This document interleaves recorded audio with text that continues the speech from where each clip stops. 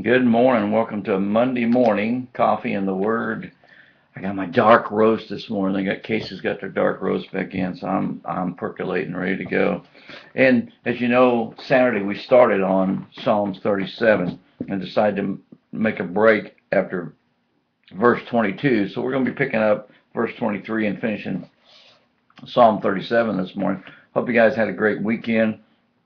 We got a little shower here yesterday morning. Uh, a few drops again last night. Cloudy and cool today.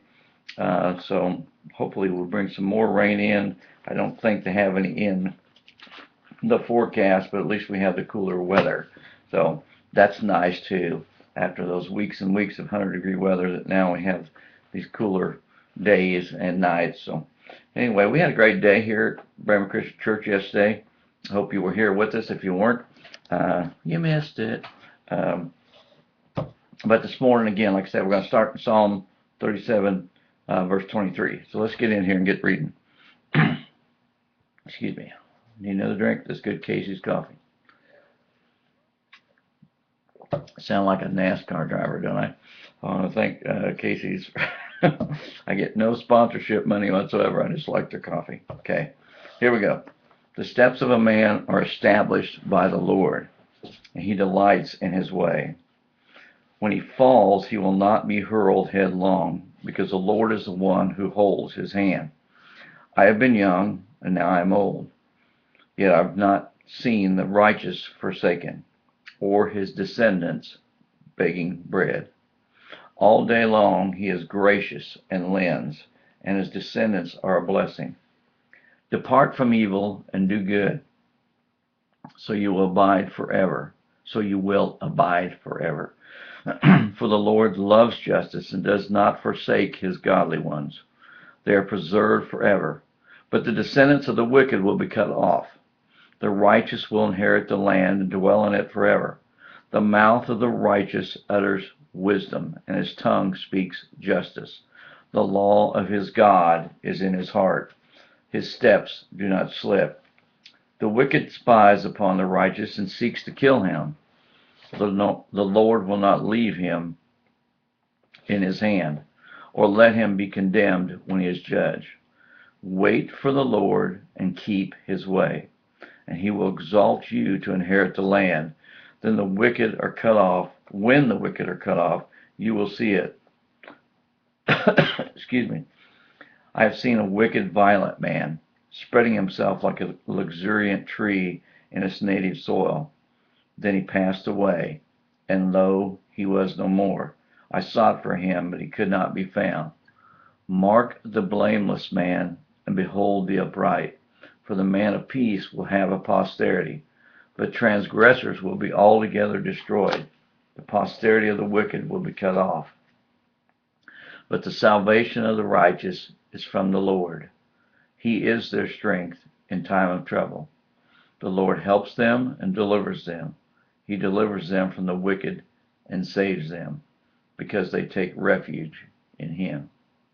Okay, as we finish this psalm, we see David again contrasting the wicked and the righteous, and of course reminding us not to slip into the way of the wicked, because there's nothing good that comes from that. He points it out over and over in here. But he also talks specifically about how, as righteous, as we try to live righteously and try to follow God, seek God, that God guides our steps.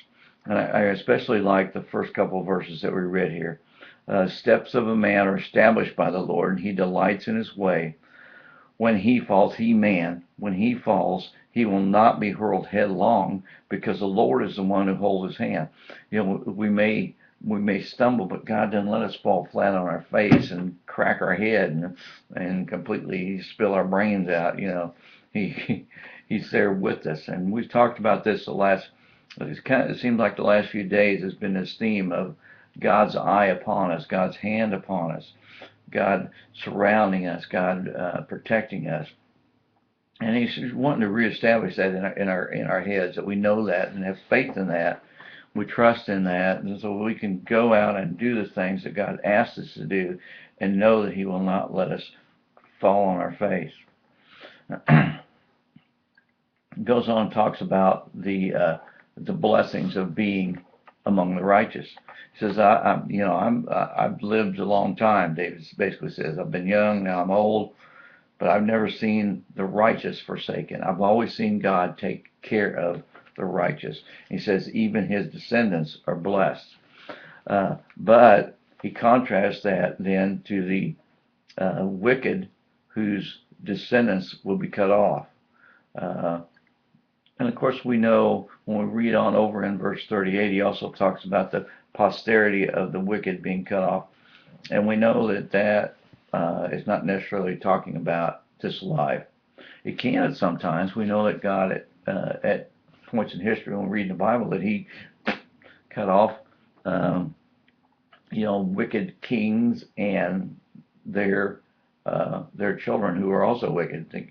God shut them down, did away with them, destroyed them.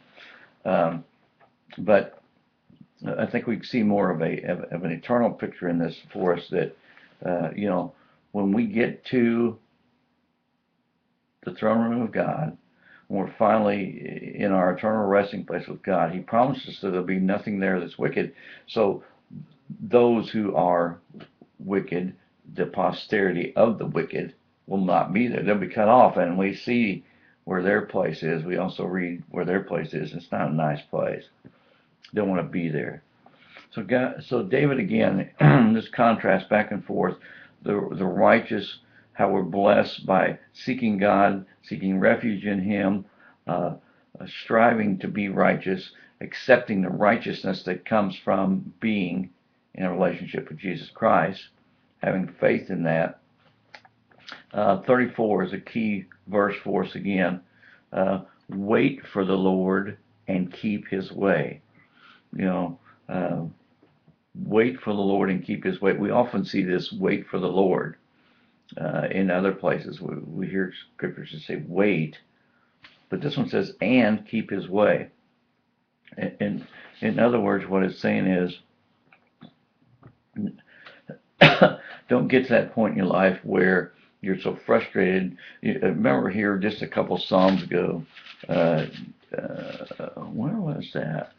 Which one was that? Well, it's just the start of this psalm, wasn't it? Yeah, start of 37. He said, do not fret because of evildoers. Do not fret because they're building up all this stuff that you don't have. And we talked about then possible envy of all that stuff and how that affects us.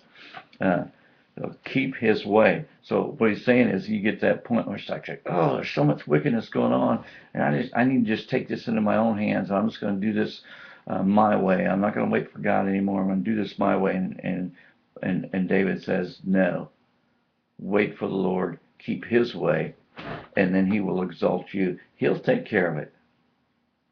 Believe, have faith in the God who's sovereign, the God who has everything in his control. Excuse me. Again, we talked about 36 through 38 kind of already, that the wicked man's going to pass away and not have any place in eternity with God. He's going to have a place in eternity separated from God, cut off from God. That the posterity of the wicked will be cut off. They'll be cut off from God forever. They'll see no inkling of God or anything good or anything light. But, verse 39, but the salvation of the righteous is from the Lord. He is their strength in time of trouble. Remember that. Call upon God. We all have troubles every day. And we each are affected by things going around us, and our emotions ebb and flow, and things pile on us, and that's Satan in the world picking at us, and we can get sometimes to feel like David, like, oh God, where are you? But we need to remember, as David always comes back to, remember that our salvation is from him, our righteousness is from him, and our strength is from him. In times of trouble and in times of prosperity, he's always there. Same God, same eyes upon us, same hand holding ours.